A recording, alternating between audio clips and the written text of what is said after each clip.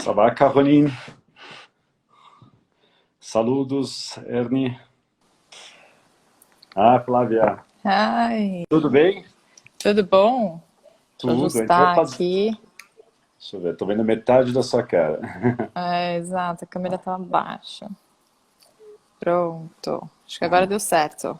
Deu. Our talk is gonna be in English, Flavia. It's so nice to see you. Hi, pleasure to meet you again. Now Yeah, virtually. virtually. Unfortunately, LuxuryLab in Brazil was postponed for next year. But Yeah. we soon will see each other in person. So that's the most important, no? So Lecture Lab Mexico is gonna be January 2021, and Brazil, São Paulo, it's almost confirmed for for September 2021. So I hope Great. we can see each other again. But in the meanwhile, we can survive with this life. We won't miss you, so we won't miss you a lot. We know that you have many important information to us. So we would like to first start talking a little bit about Brazil, then the general what's going on, the outlook of what is going on in Latin America and worldwide. So I think, let's say we can start right now. I will start with the first question. We had like 2 weeks ago, Flavia, a live with Fleur Roberts from Euromonitor. And it was very interesting because she said that the luxury market in Brazil will decrease 5%, and in Mexico it's about 4%. I really think that's going to be a little bit higher than this, but more than that, what is your opinion about the Brazilian luxury market in the next 5 years? We know that this year is going to be very complicated, but for the next 5 years, what do you expect? Great. So starting with an easy one, right? Yeah. Well, the crisis created by the pandemic hit all industries like really hard, but especially the fashion and luxury industry. And even though we saw the online shopping surging, it was not enough, of course, to erase all the damage created by the store closings and also the economic worries, which impact directly consumers' behaviors. So our expectation for the industry, like globally, this year is to drop like by a third. So it's going to be really, really hard on all of us. And I really hope we are wrong for Brazil. But I really don't think that this will be the case. And what we saw that was very interesting, and we ran 3 waves already of consumer surveys, was that even though consumers have been pushed to change completely their daily activities and all that they used to do, they're missing what they used to have before. So for example, shopping in stores, they're missing that. Like 60% of our respondents say they're missing online stores. So we believe that there will be a catch-up, but what we think is that this will take a long time. So we're expecting a full recovery probably will happen in 1.5, 2 years or something like that. Everything will depend on how the whole economic situation will be solved. And we know that this is a challenge for Latin American countries, right? But in 5 years from now, we believe that we will be able to reach again the levels we had pre-COVID. Yeah, and for a few markets, probably register a little growth already. Yeah, because Brazil was starting to do well when we had Lecture Lab last year. Everybody was very optimistic. It's so sad that all this is happening. So you believe that in 1.5 years, maybe 2 years, is when the market will recover the same level of pre-COVID, the pre-COVID level. So very interesting. In terms of trends, we see that, as you mentioned, Flavia, many companies have to deal with the e-commerce. So they were not prepared, but we could see many very good strategies online. So do you have about trends, about what is going to happen in the short term? Because some of the good side of, there's no good side of the COVID-19, but what really happened was that the digitalization. So what are the trends? What are the trends that Boston Consulting Group is forecasting? And this is something very interesting, because the truth is that there's nothing that is completely different right now from what it was before. The thing about the pandemic is that it kind of pushed all the trends we already saw, because we've been talking about omnichannel and e-commerces for a long time. And the only thing that happened is that the pandemic pushed us from one day to the other to be locked down at home, and we would have to use e-commerce. We would have no other option. So this is definitely, like, the channel shift is definitely something we see that is very relevant, and we see it accelerating due to COVID.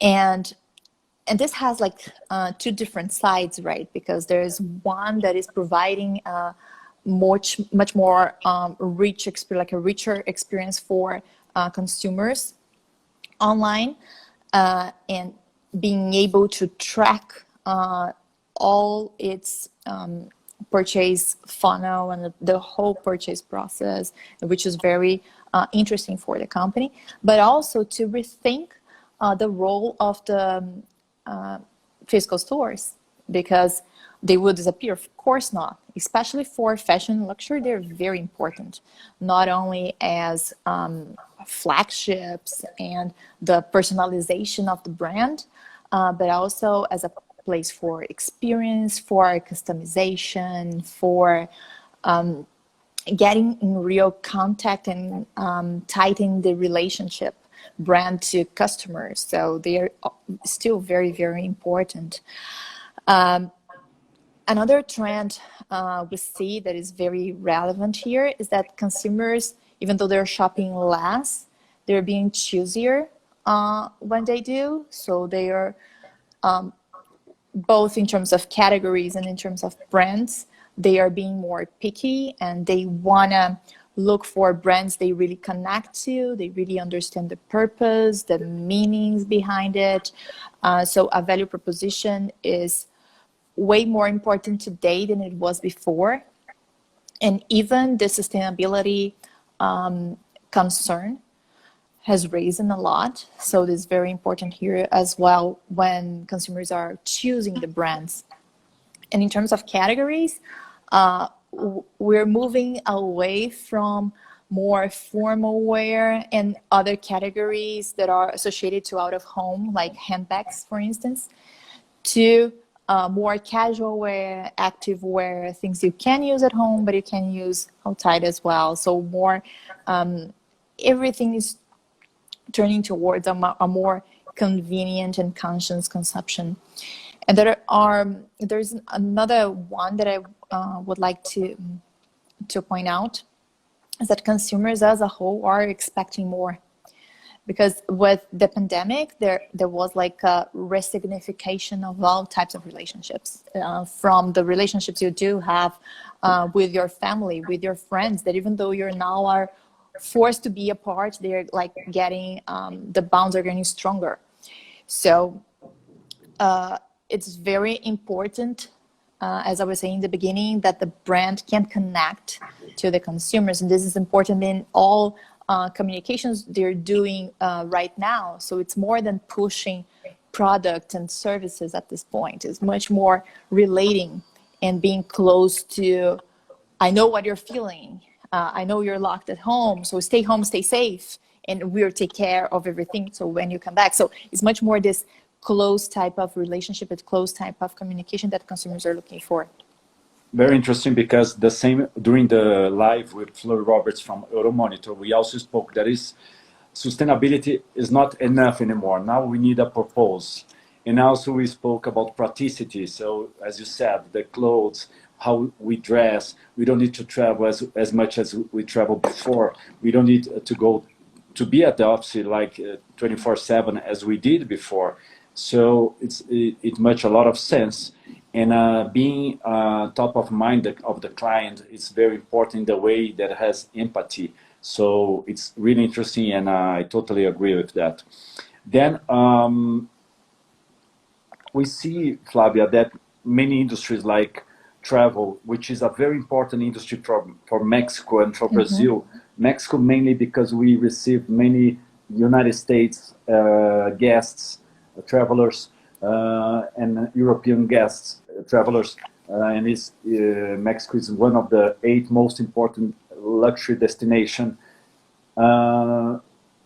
Which are the industries, in your opinion, luxury industries, in your opinion, that will be more affected in the long term, in the short run? Which one will recover faster than others? So we understand like the car industry, how they will manage that, or how they believe it will happen. Any idea or any forecast? Which is your opinion about that? I think that this is a very easy one when you talk about the ones that are going to suffer more, right? Yeah. Because Yeah. definitely travel and tourism industry is suffering a lot. Travel especially is already a low margin industry, and now it's being pushed to a whole other level. We see already a few companies declaring bankruptcy. We also saw major and huge companies decreasing their flights by 90% or something like this. So it's a major hit, and they're gonna take a very, very long time to recover. And this don't depend only on them, because there are restrictions in between countries, restrictions for travels and banning one country to travel to the other. And also, when we ask the consumers what should happen for them to feel comfortable to travel again, what we see is that they want a vaccine, they want a treatment. So this is way out of the hands of travel and tourism companies. So they're gonna suffer a lot, especially while we don't have a medical solution for COVID. And for those who are gonna suffer less, truth is that there are a lot of industries, and we can talk especially about the fashion and luxury industry, that even though it is on the side that will probably suffer more because it's discretionary spending, there can be companies that can be successful. And what they should do for that is react fast. If they didn't yet put the consumers in the center of every decision, this is the moment.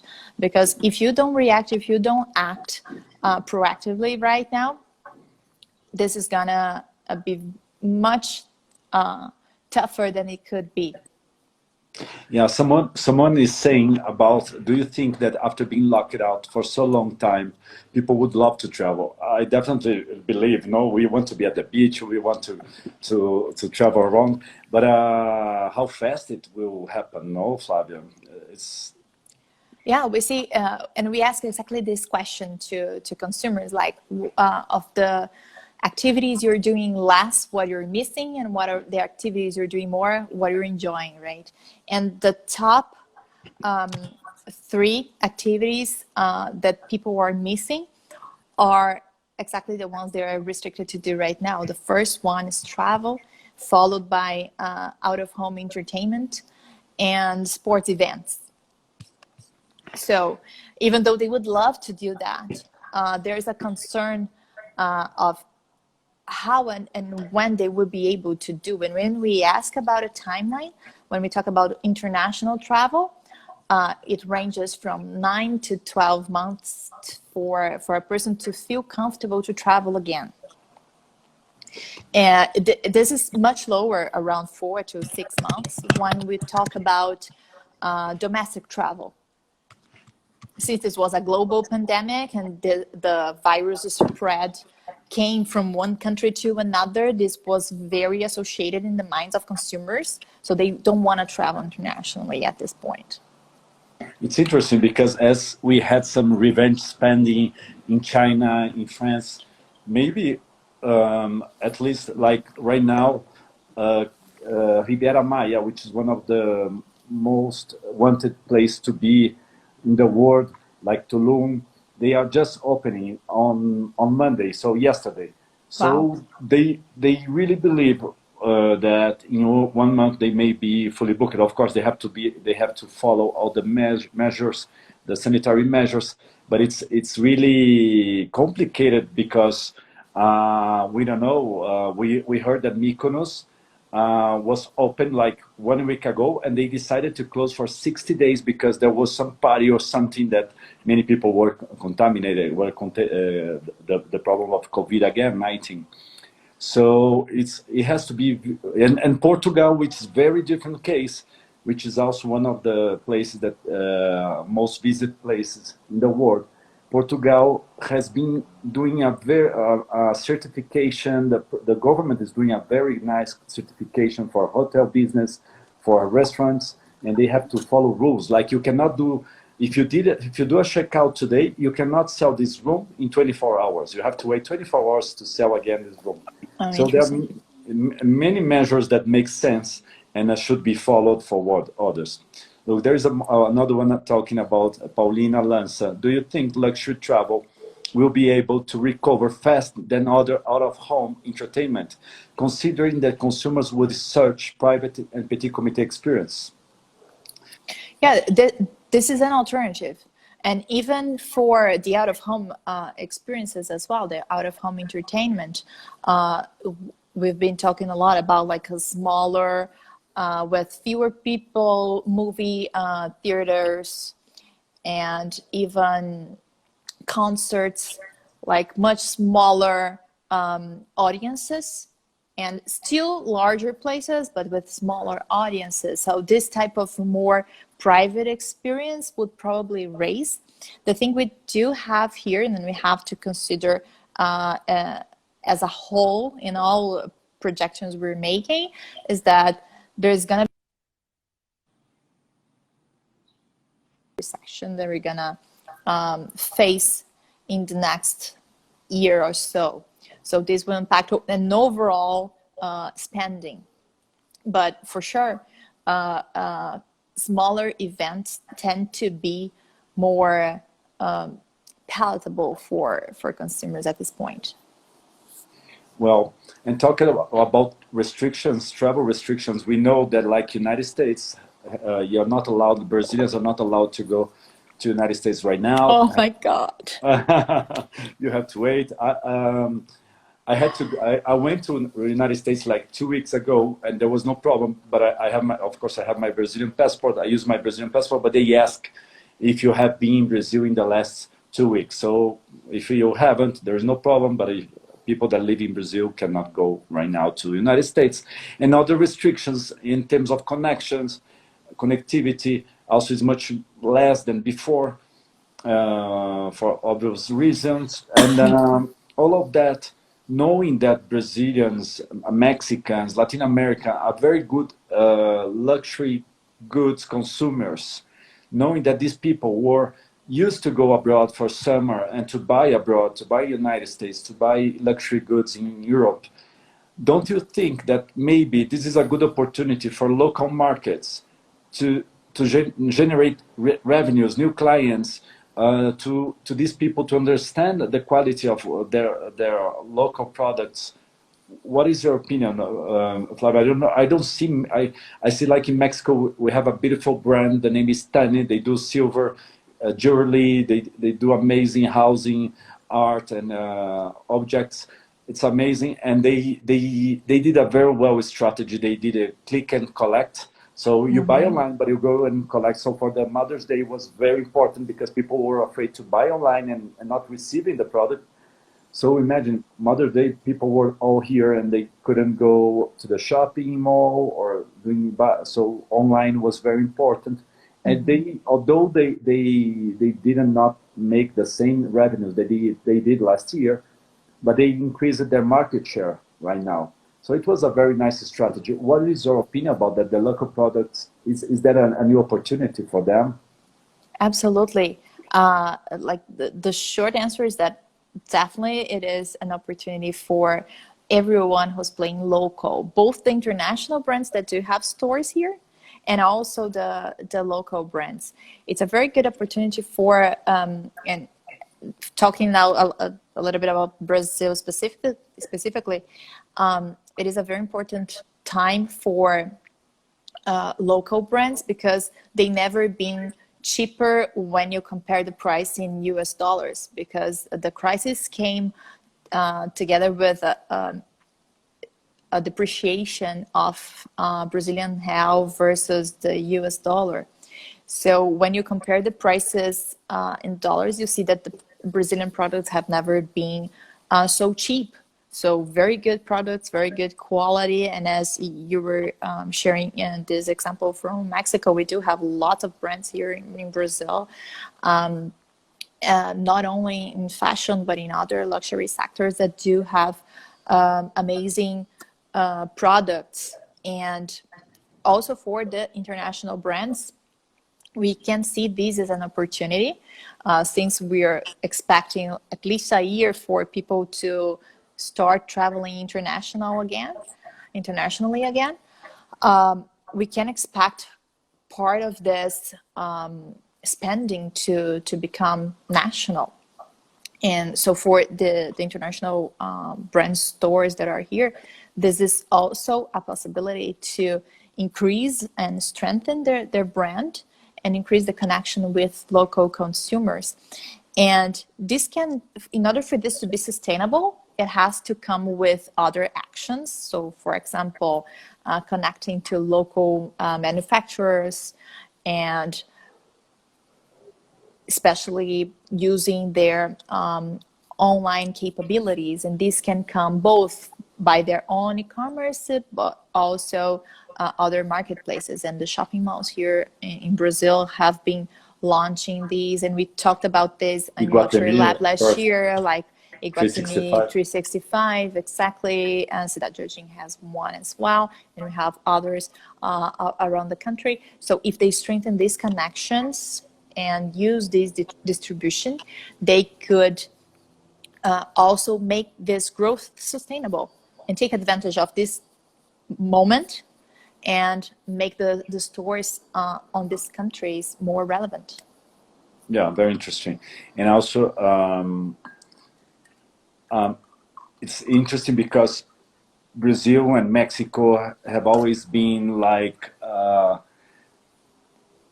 countries that all these international luxury brands were investing a lot in the last years. Mexico luxury sector was growing almost 2 digits every year. Last year, Brazil was expected to do a very well year. Or they did a very well year compared to 1 year before. But do you think Latin America is still a good region, because we have politics problems, we have now COVID-19? What is your opinion? Is there opportunities for brands that want to invest in Brazil or Mexico? Or I know you take care more of Brazil, you're more connected to the Brazilian figures, but what is your personal opinion, Flavia, on that? Truth is that right now it's very cheap to invest here. That's so a very good point. Yeah. At least for that is a good opportunity, and we've been advising our clients that do have cash that this is a good opportunity to invest in greenfields, but also to even acquire smaller companies. And since we were talking about the opportunities that are for national brands here, these opportunities of partnerships with international brands are also very relevant. And I think that we must take advantage of what we have, right? And I don't like to look always at the half empty glass. So I try to look for the silver lining, and I think that we can create good opportunities here in Brazil. And again, of course, there are a lot of companies that are going to suffer a lot. But if you can identify what you need to change in your customer's purchase journey, and you address it, and you finally put your customer in the center of all your strategy, you can do well. And we see lots of examples here in Brazil. I was on a live session with Ronnie Meisler from Reserva last week, and he was talking exactly about that they have a very unique user experience and a great concern with understanding the purchase journey, what are the friction points, what they can improve, like a constant concern about that. And they're doing very, very well. They have almost tripled their e-commerce participation, the overall revenues. And one thing they are leveraging that a lot of companies have learned to do very quickly here in Brazil due to the pandemic is conversational commerce. So and we've talked about that last year in Luxury Global, but using WhatsApp as a way of selling, and other chat platforms like Messenger or like the direct messages on Instagram, they're helping a lot businesses to develop. And all LATAMs are people that like the relationships. They're close to each other. They like the warmth of a relationship, right? So being far from everyone is really hard. So when a company kind of goes through these barriers through conversational commerce, for instance, so you're not just choosing products online anymore. You're talking to someone that can advise you. You just goes through this barrier. So if you're willing to really invest in the region, you're ready to commit, I think there definitely are opportunities here. And also, we have two people. Is exactly what we're gonna ask the next question, but we can go through that, because one is asking about architecture and decor, the trends, and what is the impact of COVID-19 about that, and another one is asking about wine and spirits. So, and also the last question is about fashion and luxury brands. So we could go first through the architecture and decor, because it's one of the winners in the sectors. We are at home, we know what is missing. We know everybody is economically impacted. Of course, we have less money to spend as we had before. But I think it's one of the sectors that we can see selling online about architecture and decor. What is your opinion about this exactly specific sector, Flavia? There's one trend we've been talking a lot about at BCG that we're calling cocooning and the versatile home, which talks exactly about that. I think we've never spent this amount of time at home, ever. So we're now noticing a few things that kind of bothered us, but we didn't ever change it, because how many times do I sit on this sofa in my living room, right? Why would I change it? So, but now we're trying to, since we are cocooning, so we are staying more at home, and we want to, and this is how our whole world right now, we want it to feel as comfortable as possible, and we want this home to be as versatile as possible. And that's why we have spikes in home appliances and bread makers and waffle makers, because people want to feel to have different experiences in their own home, to make their home like easier to manage, but at the same time a very pleasant place to be. So we really do believe that this trend impacts home decor and architecture. Of course, large things like remodelings and this type of things have been postponed. But when we talk about smaller items, this is definitely something that we see growing in the luxury sector. And it's very difficult to talk about wine and spirits when you don't have more the events you used to have to celebrate, like graduations, degrees, or celebrating birthday parties or weddings. So we cannot do the celebration as it used to be. How this industry will reinvent, because we know we can have a glass of wine in our homes, we can, but nothing compared to what we had before. The wine and spirits section, what is your opinion? Is something that any trend that you could comment? This is one of the industries that is doing very well right now, because even though you're not consuming these products out of home, you're starting to consume them at home. So you're increasing your consumption of in-home, especially spirits. So they're doing very well, especially the companies that already had a good play online. And we have a lot of examples here in Brazil. One of the major of them is wine, and they have been doing great. I actually think I saw the CEO joining us a few minutes ago, which is a friend of mine. Okay. And I think that this is exactly because of people missing the events, people missing the celebrations. So we see these, of course, and more directly in the wine and spirits industry, but we also could see a lot of catering companies starting to sell like pocket sets for you to do 4 to 6 people parties. So when you do to your family that you know that is all that they are all also quarantined somewhere, then you feel safe enough to have a celebration with them. So these type of things, and we already start to see like this. There was a trend of mini weddings, but it was like 50 people weddings. But now we have like these 10 people weddings, these 10 people birthday parties, all these pocket events. Sorry, I lost it here.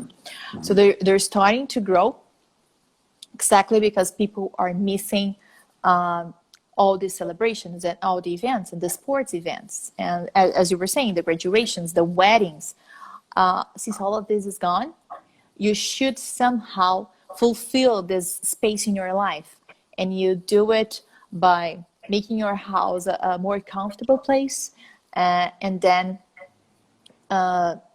being able to have better products here, so you can have a little bit of the experience you used to have out of home, but now in the safe of your own place. And the last question, Flavia, has to do what you just said, but maybe you could go through fashion and other luxury brands. If you have any advice for them, what would be these advices for the next months, which are still very close? We are still kind of lockdown, not of obligatory, not obliged, but what would be your suggested advice for that? I think that the first of them, it is something we've been talking about like for 3 to 5 years, but it's very important to put the customer in the center of every decision, and now more than ever, because as we were talking about, consumers are more and more demanding out meaning for their purchases.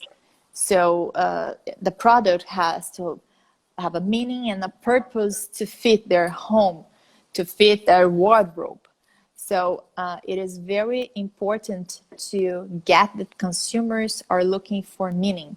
And this meaning has to be genuine. So you can fake that. And it has to be transparent in all your communication. Because this will enable people to really connect with the company. And talking about purpose, one of the things that must be in there is sustainability. I think companies have been rehearsing to be more relevant in terms of sustainability, but never actually got up a notch in that. So now is the time.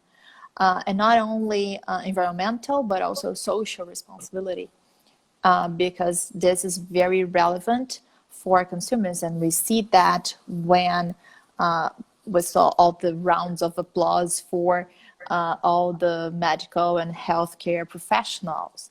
And we see that with all this Black movement that we are seeing in the United States, and that it comes across the whole world. And this is very, very important. So companies must be responsible, and this has to be for real.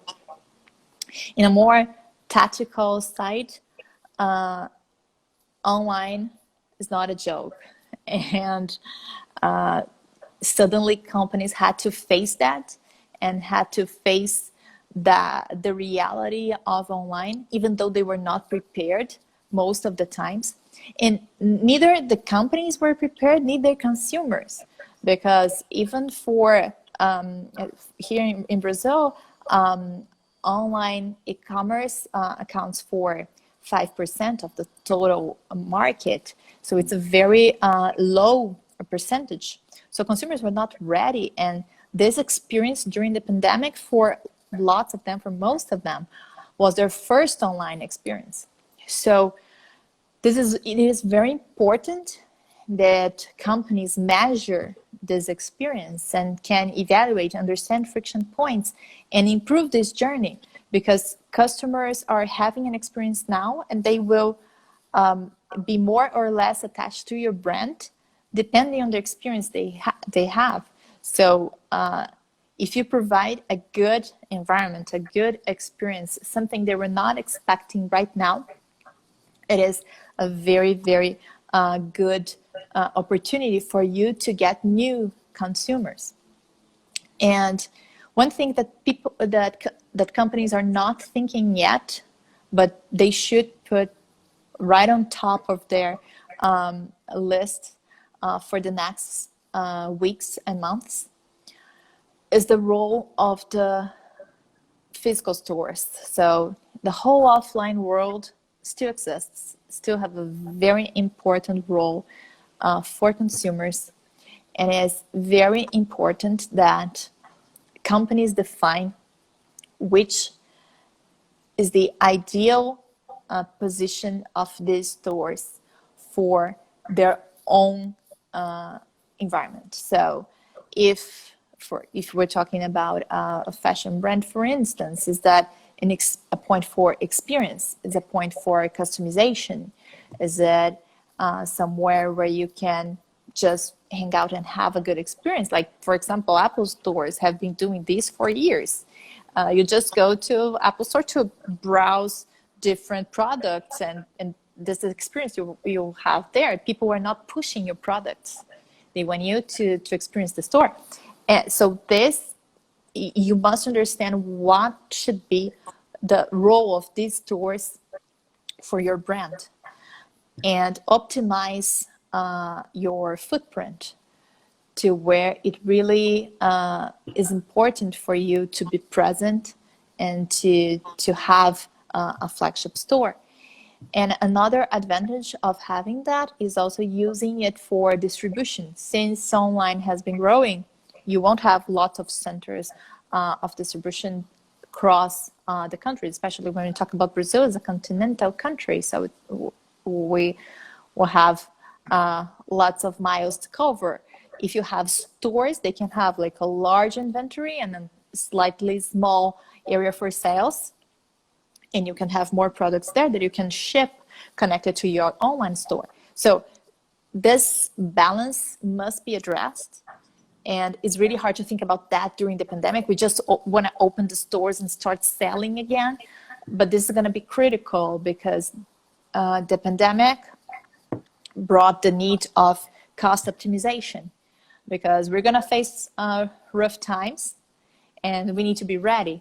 And there's a reset, especially in fashion, to be made. Yeah. Well, thank you so much. I just want to highlight some things, some very important information that you gave, the opportunity that local brands have in the next days, since people will not travel abroad as much as they used to. Also, the practicity that people are looking for in terms of fashion, even in their homes, where they are living more, they are staying more time on their homes, so they understand and they want to be more comfortable. They want to have better quality of time. So that's also a very important point that you have addressed. And thank you so much, Flavia. Thank you for your time. Thank you for sharing all this information with us, and looking forward to see you in the next Luxury Lab Brazil. Thank you. Thank you so much for the invitation again. Really happy to talk about a passion I have. So thanks again. Thank you. Bye bye. Bye bye.